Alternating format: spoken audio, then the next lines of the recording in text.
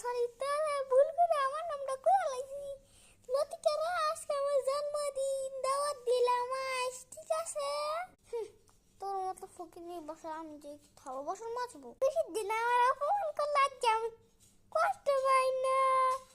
আমার তুই সবসময় অপমান করিস, কে কে? আজকে আমার জন্মদিন, তুই আয় সেরা ভাই দিন, আমার খুব কষ্ট লাগলো, তুই আমার একটা মাত্র বেস্টি।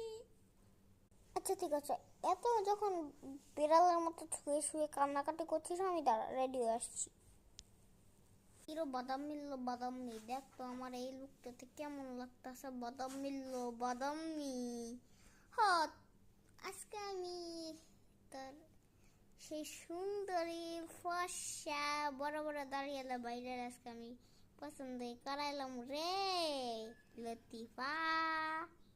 তুই কি লেগে আমার ভালোবাসার মানুষটার খেলে আমার থেকে কাইরা নিতে যাস? তুই জানাস তো যে আমি ওরা ভালোবাসি। আর রোহান তো আমার কোনো ভাইও লাগে না, রোহান তো এমনি রাস্তার। তুই কি লেগে আমার ভালোবাসাটার পাশে বাড়ি রাত থাকে না, ওরা তিনি এনে আর আমি রোহান রে নিব। মজা, ঠিক আছে দিলদার, ঠিক আছে? কে আমার তো রাস্তা কুত্তা কামড়াইছে, আমার ফকিন্নি রাত রেলম।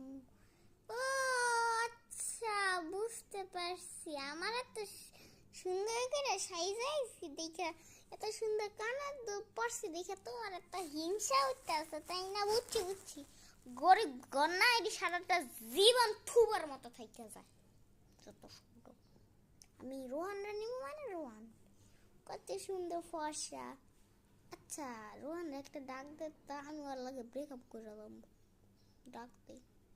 আচ্ছা ঠিক আছে রোহান, ডাক দিছি দাঁড়া। ও হ্যাঁ, কে জন ডাকছে? ভাদাম্মি। তুমি কেন আমাকে ডাকছো ভাদাম্মি? তোমার কি হয়েছে?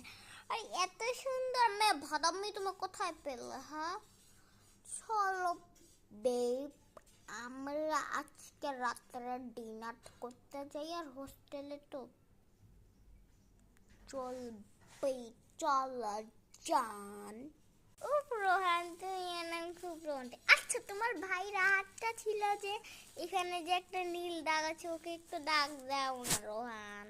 তোরা কি শুরু করলি? আমার একটু কবি তো, আমার জন্মদিনে তোরা আইতে সস্তা। বে তুমি কিন্তু একদম এই ফকিন্নিটার কাছে যাবে না, এটাকে তোমার বলতে আমি আগে না করে দিই। হ্যাঁ তো ভাইয়া কি হয়েছে?